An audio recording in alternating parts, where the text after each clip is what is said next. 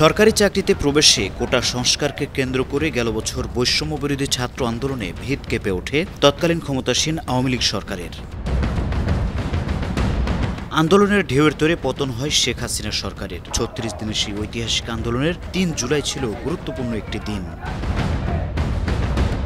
এদিন বিকেল ৪:৩০ থেকে টানা ১.৫ ঘণ্টা রাজধানীর শাহবাগ মোড়ে অবস্থান নেয় শিক্ষার্থীরা। এর আগে বেলা ২:৩০টায় ঢাকা বিশ্ববিদ্যালয়ের কেন্দ্রীয় লাইব্রেরির সামনে জড়ো হতে থাকেন আন্দোলনকারীরা। মিছিলসহ তাদের সঙ্গে যোগ দেন বিশ্ববিদ্যালয়ের বিভিন্ন হল ও আশেপাশের কলেজের শিক্ষার্থীরা। তারা বিশ্ববিদ্যালয়ের বিভিন্ন এলাকা ঘুরে শাহবাগ মোড়ে বসে পড়েন। তার আগে থেকে সেখানে কয়েক হাজার শিক্ষার্থী অবস্থান নিয়েছিল।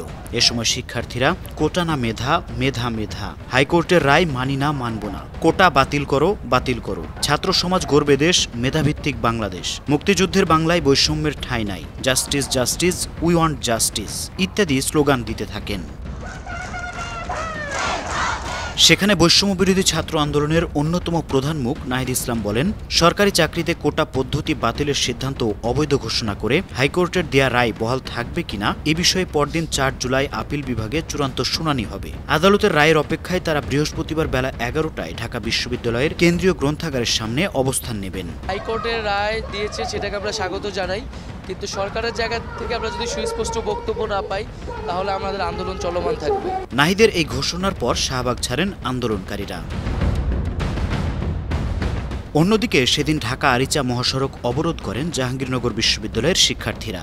একই দাবিতে ময়মনসিংহে বাংলাদেশ কৃষি বিশ্ববিদ্যালয়, চট্টগ্রাম বিশ্ববিদ্যালয়, বরিশাল বিশ্ববিদ্যালয়, জগন্নাথ বিশ্ববিদ্যালয়, সিলেটের শাহজালাল বিজ্ঞান ও প্রযুক্তি বিশ্ববিদ্যালয়ের শিক্ষার্থীরা বিক্ষোভ করেন। কোথাও কোথাও সড়ক ও রেলপথ অবরোধ করেন আন্দোলনকারীরা। অপরদিকে আওয়ামী লীগের ৭৫তম প্রতিষ্ঠা বার্ষিকী উপলক্ষে সাভারের হেমায়েতপুরে এদিন আলোচনা সভা হয়।